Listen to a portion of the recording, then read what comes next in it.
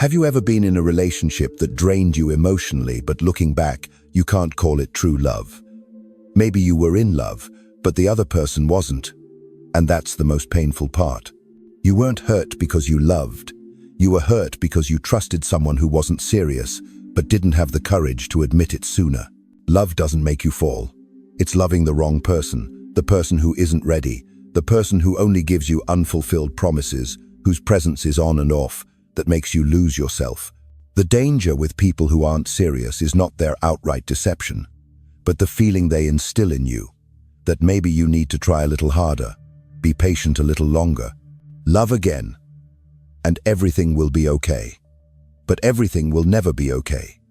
Because for them, you are not an option.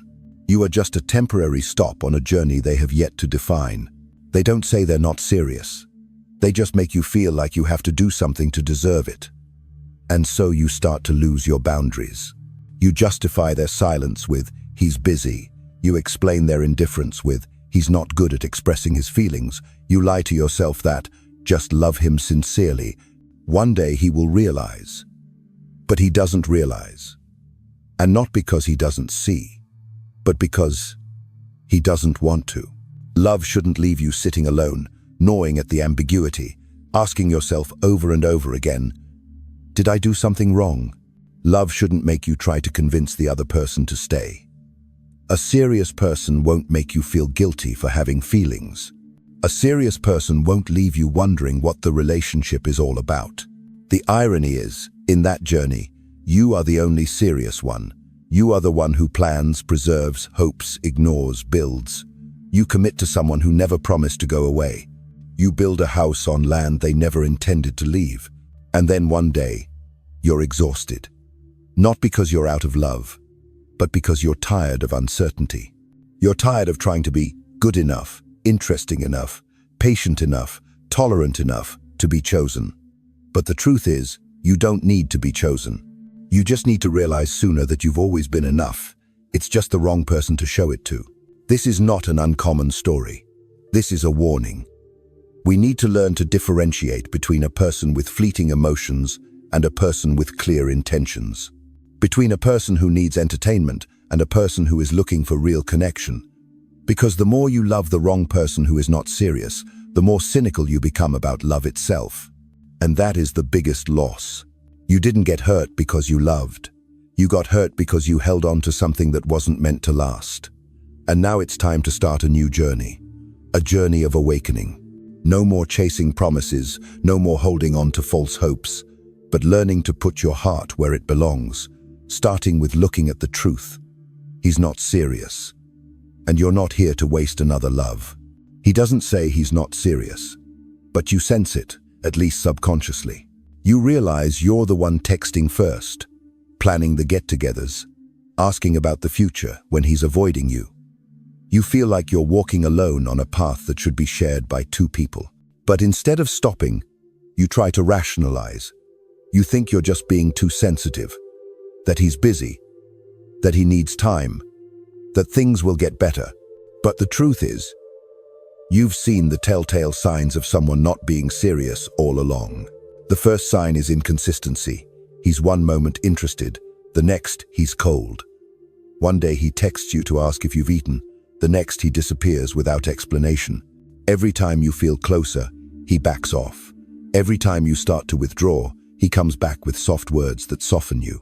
You fall into a nameless cycle where you're the one keeping the heat on a fire that only you can light. That inconsistency isn't a sign of emotional complexity. It's a sign of non-commitment. The second sign is his avoidance of serious conversation. When you ask him about the future, about where the relationship is going, he changes the subject. Or he answers with vague statements like, "Let's just let things happen. I'm having fun, no need to label it." Or, "I don't want to feel pressured." You listen, and you try to understand. But you forget that if someone truly values you, they won't leave you guessing about your place in their life. The third sign is priorities. When a man is serious about you, he will show it with his actions, without you having to ask. But he always puts everything else first: work, friends, personal interests, even superficial relationships. You are at the bottom of the list, and your presence in his life is determined only when everything else is in place. But you still wait, because you think that if you were a little more patient, he would realize your worth. But people who are not serious do not lack time. They just lack priorities for you. The fourth sign is a lack of transparency. You don't know what you are in his eyes. He never introduces you to his friends or family. You always meet in private, off-limits settings. Your questions about other women are brushed off or met with defensive responses. He keeps you in a gray area, an ambiguous space where you're not close enough to be considered a lover, but not far enough away for him to let you go. And while you may be hoping, he's just keeping an option open for himself. The fifth sign is the feeling that you always have to try harder. You always feel like you have to be more interesting, more understanding, less demanding to keep him. You're afraid of bothering him, of being called too sensitive or too needy. So you shrink yourself, suppress your emotions, try to be a version of yourself that he won't get bored of. But love doesn't need you to disappear to be kept. And a serious person won't make you feel like you have to fix yourself to be worthy of love. The sixth and cruelest sign is the lack of emotional investment. You're the only one who remembers his birthday, texts him good morning, checks in on him after he's tired. He takes everything you give, but rarely gives back. Not because he doesn't know how, but because he doesn't need it. To him, you're a convenient someone who's always there, willing to care, who doesn't put pressure on you, who doesn't ask for much. And you wonder, is there something wrong with me? But no, the only thing wrong is that you're giving too much to a place where there's no commitment to keep.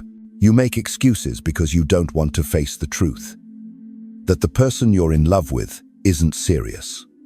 You're afraid of the emptiness that comes with pulling away. Afraid that if you don't try, there'll be nothing left. But the truth is, if the relationship only lasts while you're the one holding on, it's not love, it's wear and tear. Justification is the mind's defense mechanism, helping you postpone the real pain. But it's better to hurt once to be clear than to bleed every day for a hope that has no foundation. And when the time comes, you have to stop, not because you didn't love enough, but because you loved too much in a place that didn't love back. True love doesn't make you keep explaining the relationship. It doesn't make you choose between your self-respect and moving on. True love is clear. It's not a game to be solved. Serious people don't leave you wondering whether to stay or leave. They make you feel safe without asking. So if you find yourself constantly having to explain away someone's ambiguous behavior, if you feel like you have to take a step back to fit in, if you're constantly wondering, am I expecting too much? Then you're probably not loving the wrong way. You're just loving someone who doesn't share your vision. And maybe the only thing you need to do now is not to try harder.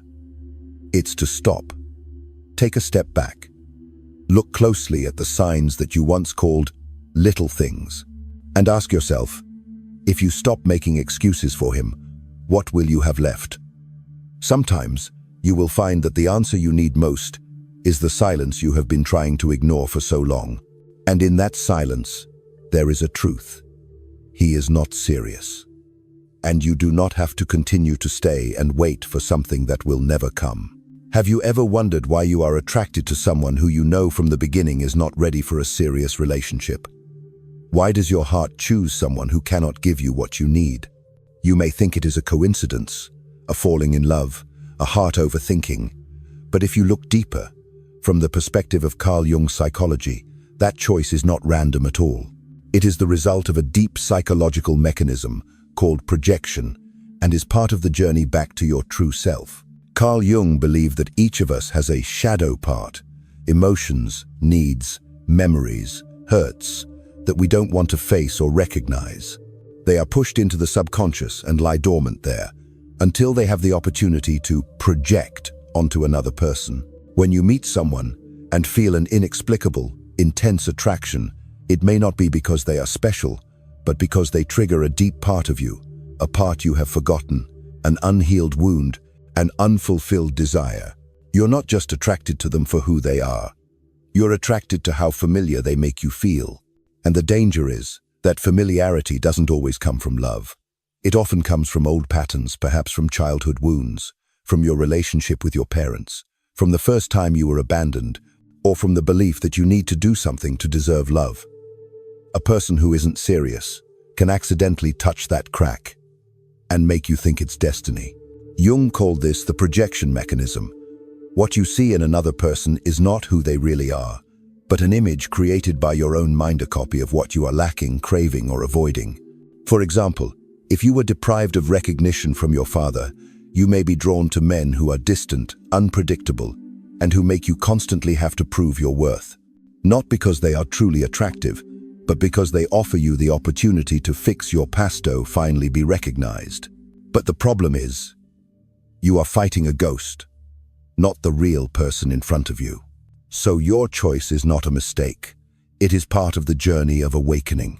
Carl Jung once said, "Until you make your unconscious conscious, it will rule your life, and you will call it destiny." You think you accidentally fell in love with someone you were not ready for, but in fact, you were driven by unconscious, unexamined motivations. And only when you dare to look at them directly do you truly have the power to choose. So what is it about your unconscious that attracts you to someone who is not committed? It could be the fear of abandonment, the feeling that you are not good enough, the belief that love requires sacrifice, effort, and pain. When you carry these images within you, you are more likely to feel at home in ambiguous relationships. They hurt, but you stay, because the pain is familiar. It makes you feel like you are loving, sacrificing, living, but in reality, you are just repeating an old paterna pattern of need, of dependence, of hopelessness. Jung didn't ask us to eliminate our shadow parts. He encouraged us to confront them. He called it individuation, the process of recognizing and integrating all parts of ourselves to become whole. When you see why you're attracted to someone who isn't serious, you're no longer a victim. You're a person with a choice. When you face your fear of abandonment, you stop clinging to someone just to avoid feeling alone. When you understand that your worth doesn't lie in the acceptance of others, you stop trying to earn love from those who don't give it. It's important to learn to distinguish between real love and psychological compensation, between a genuine connection and a projection of hurt, between genuine feelings and an unhealed ego reaction. Someone who makes you feel nervous, anxious, disappointed over and over again may not be the person you love, but the person who is reliving your old fears. And if you don't recognize that, you will continue to be sucked into the same cycle with different people, but the same feelings. You didn't choose the wrong person. You are in the process of learning to choose the right person again. Every time you give your heart to someone who isn't ready for you, you are reminded that there is something in you that is still unhealed. And when you stop, not to blame yourself, but to observe, to understand, to heal, you are moving closer to wholeness. Carl Jung once said, "The most meaningful encounter in life is the encounter with yourself." You probably haven't met the right person yet, because you haven't met yourself yet. And only when you're brave enough to face the parts of yourself you've been avoiding, your loneliness, your fear of abandonment, your feelings of inadequacy, can you truly know what you need, what you deserve, and what you can say no to. Loving the wrong person is not a failure. It is a phase. It is a mirror. It is a turning point. The important thing is that you do not let the past repeat itself without awareness. When you understand why you are drawn to people who are not serious, you also open the door to loving in a healthier way. No more chasing, no more proving, no more begging, but choosing someone who is also choosing you. Someone who is ready, because they themselves have gone through the journey of finding themselves. And until then, the most important love you need to maintain is the love you have for yourself. No one can fill the void you never dare to look at. But when you begin to face, begin to understand, begin to accept every part of yourself, you no longer need love to be complete. You only need love to be with someone in the wholeness you have found. And that starts with you, not with someone who is not ready, not with a promise, but with your own realization, I deserve a love that does not make me abandon myself. Protecting your heart doesn't mean building walls so high that no one can reach it. It doesn't mean being cold, indifferent, or withdrawing from all emotional connections. Protecting your heart, in the truest sense, means keeping it soft, trusting, but wise enough not to give it away to places that don't deserve it. It doesn't mean closing doors. It means opening eyes. It doesn't mean becoming hardened. It means learning to be selective. It doesn't mean rejecting love. It means learning to recognize what is real love and what is emotional abuse. When you've been in a relationship that's not clear or hurt by someone who isn't serious, you tend to react in two ways. Either you become so hardened that no one can get close to you, or you keep repeating the same pattern, hoping this time it will be different. But in between is another path, the path of awareness, of emotional awakening, where you don't deny your feelings, but also don't let them lead you down a dead end. Protecting your heart starts with stopping idealizing people. When you love someone, especially in the early stages, it's easy to see them through the lens of what you expect them to be, not through the lens of reality. You find them interesting, attractive, alluring, and then you attribute qualities to them that they never showed. They never said they'd be together, but you imagine a future with them. They never made you feel safe, but you think they'll change with time. Stop. Observe who they are, not who they could be. You need to love the real person, not the version in your mind. The next step in protecting your heart is to learn to listen with your eyes. People who are not serious often have a lot to say. They are good at making promises, good at making you feel special, good at creating a sense of closeness without the obligation. But if you only listen to what they say and don't observe what they do, you will easily be led astray. Actions always speak the truth. A caring person will not leave you alone when it matters. A serious person will not leave you guessing whether they love you or not.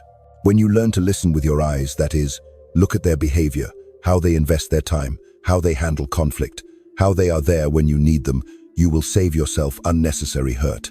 One of the most powerful ways to protect your heart is to set boundaries early and clearly.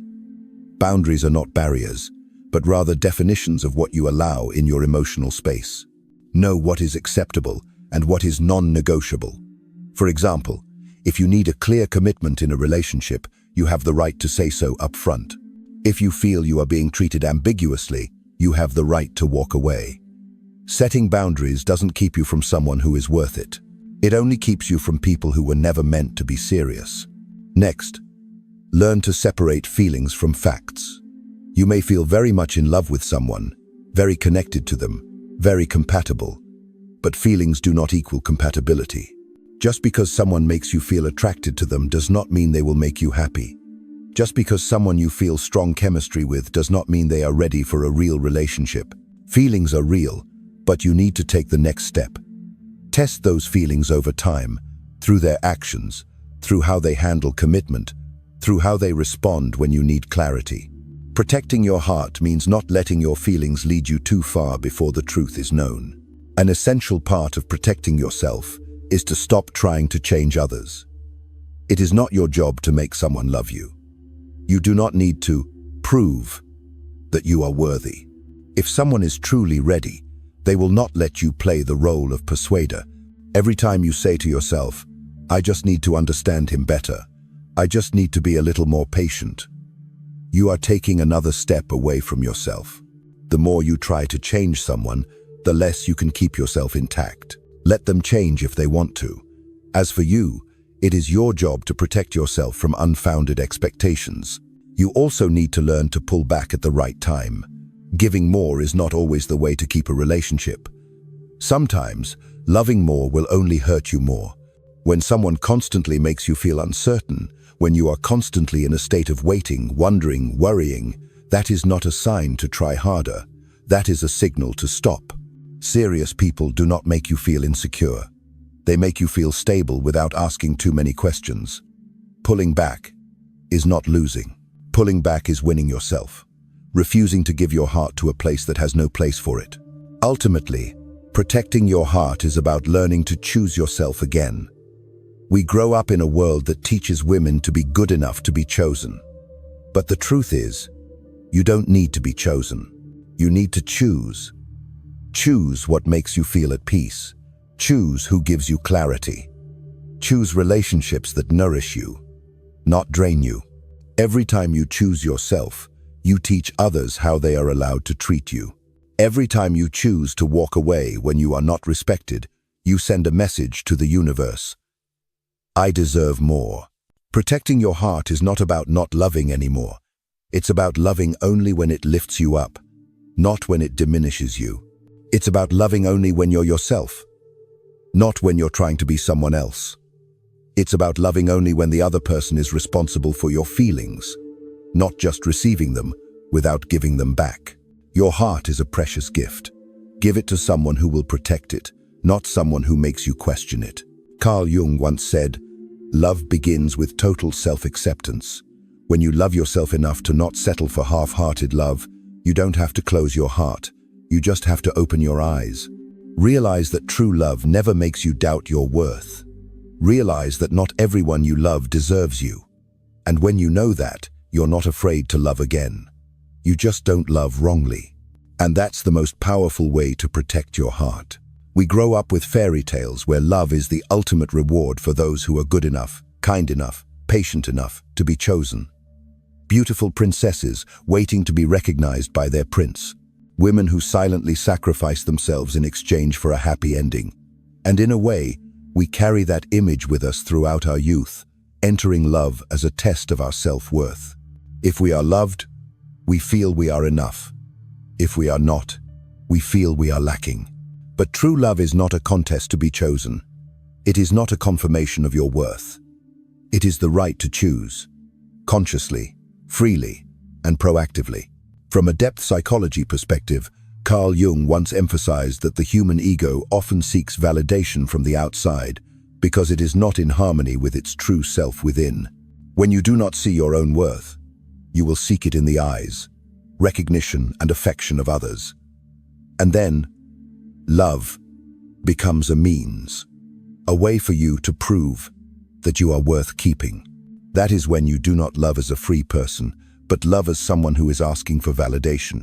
And when love becomes a negotiation to feel fulfilled, you will be vulnerable to relationships without commitment. Love shouldn't be about waiting for someone to decide if you're worthy. It shouldn't be a magic bullet that will fill the void inside you. When you enter a relationship with the need to be chosen, you put the power in the hands of others. You voluntarily give them the ability to define your worth. They love you. You feel significant. They leave, you feel inadequate. But a heart that knows how to choose for itself doesn't lose itself because of the absence of another.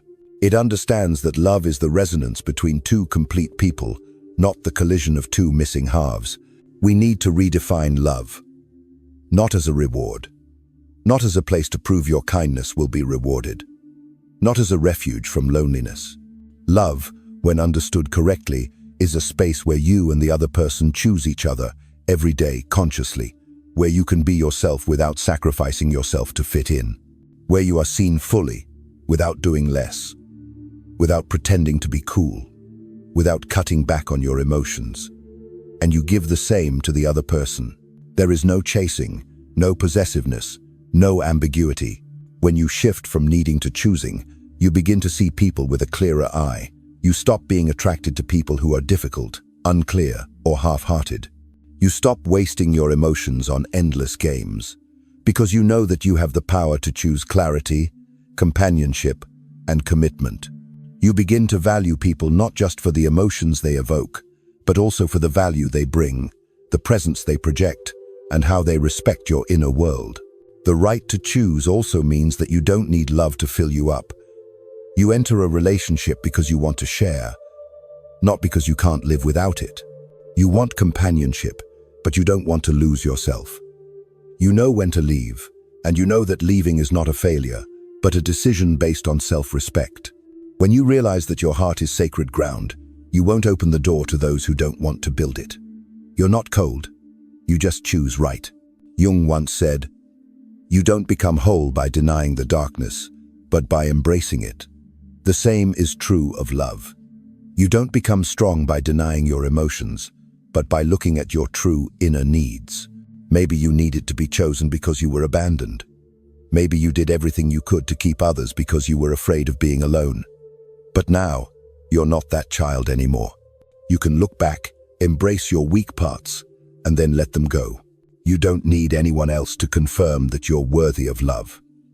you're enough to believe it. When you let go of the need to be chosen, you begin to live as someone who knows their worth. You know who is worth opening up to.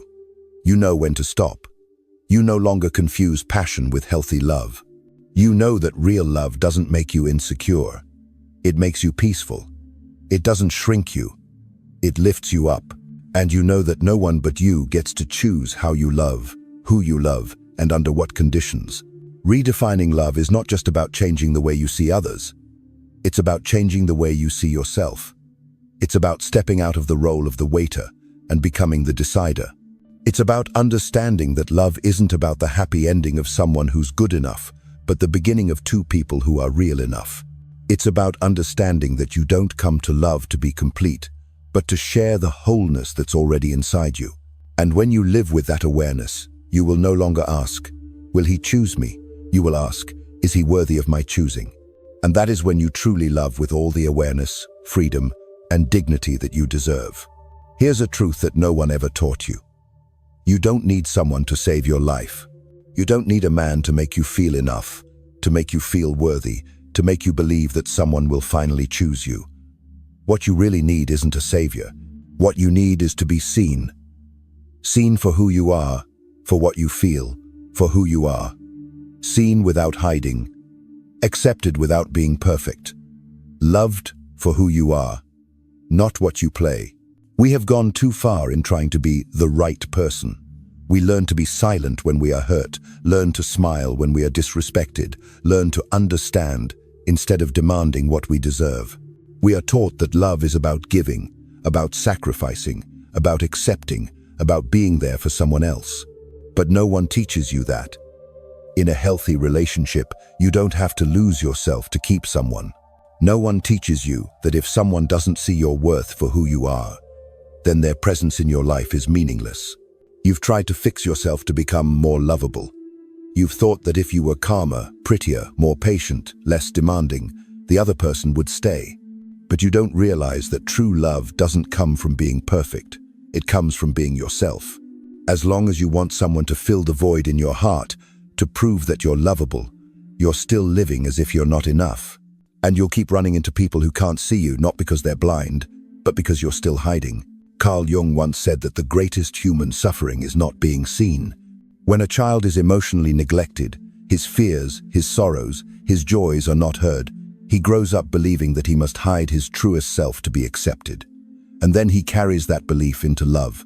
He chooses people who will continue to do the same, not listening, not caring, not truly seeing the soul behind that strong exterior. And so you repeat the same cycle, trying to be seen, but choosing people who are not present enough to do so. The lesson at the end of the day isn't that you have to change to be loved. It's that you need to stop and look at yourself. See how many times you've ignored your instincts because you were afraid of being alone. How many times you've convinced yourself to stay because you didn't want to feel abandoned again. How many times you've stayed silent when you should have spoken up. How many times you've let others define you. And then you begin to understand. You don't need to be saved from yourself. You need to learn to come back to yourself. Look at yourself with honesty and compassion. You also need to start learning to see others, not as you wish they would, but as they are. No one is hiding anything from you. They are just not who you imagine them to be. When someone is unclear, unavailable, inconsistent, it is not a sign to try to change them. It is a reminder that you are worthy of a better connection. Every time you stay with someone who doesn't see you, you are turning away from yourself. Every time you justify indifference, you are refusing to love yourself fully. When you truly see yourself, you won't need anyone to see you to feel enough, but you won't settle for being ignored. You won't continue to build houses on land that has no foundation. You'll dare to walk away when your heart is no longer fed. You won't beg for love, but walk in it with serenity and dignity. Because you know that true love doesn't come to save you. It comes to grow with you. And if a relationship makes you shrink, makes you afraid, makes you feel small, it's not love. It's a replay of old pain. What you need most is not someone to fix your life. What you need is someone who will be there, see you for who you are, and still choose to stay. Not because you're perfect, not because you make them feel good, but because you are you. And before that happens, you need to do that with yourself. Look, listen, and love all the things you've tried to hide. When you stop trying to fix yourself to be loved, you can start to be loved. When you stop being afraid of being seen, you can truly connect. In the end, the lesson isn't that you were wrong to love someone who wasn't ready. It's that you learned not to do it again. You learned that you are worthy of full presence. That love isn't suffering. That insecurity isn't a sign of passion. That the right person won't make you ask, "Am I enough?" They'll make you see, "I am who I am, and that's enough." Not needing to be saved, just needed to be seen. And that starts with you. If you've come this far with me, perhaps somewhere in these words, you've recognized a part of yourself, maybe an old wound that hasn't healed, maybe a new faith that's forming, or simply an affirmation that you're not alone on this journey. I hope you found at least one thing that softens your heart, makes you stop and ask yourself, am I really choosing myself? If something in this video resonates with you, please leave a comment below.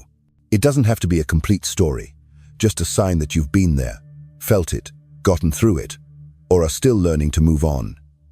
You don't have to be strong alone, and maybe your words will be what someone else needs to hear right now. If you want to continue your journey of inner discovery, learning how to love healthily and be true to yourself, subscribe to the channel so you don't miss the next shares. Here, we are not trying to be perfect. We are just learning how to return to ourselves little by little together.